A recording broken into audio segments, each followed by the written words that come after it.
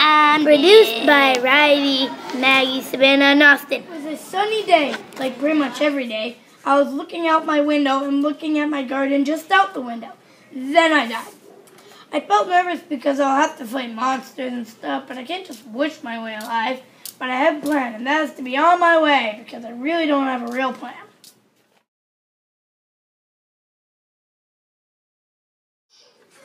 Wow, this place is real nice. Yeah. A giant lion stared at me. He had big, large teeth. He was as big as the Pharaoh's temple. The Pharaoh's temple is 5,000 feet high.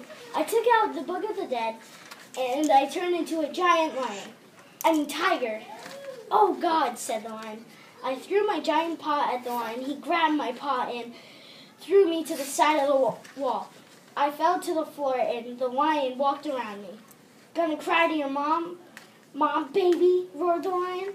That made me angry. I pounced at the lion and tackled him to the floor. The lion got up. You're no match for me. Oh, really? I said. Then I slapped him in the face hard. Then he fell to the ground. I switched back to myself and walked forward.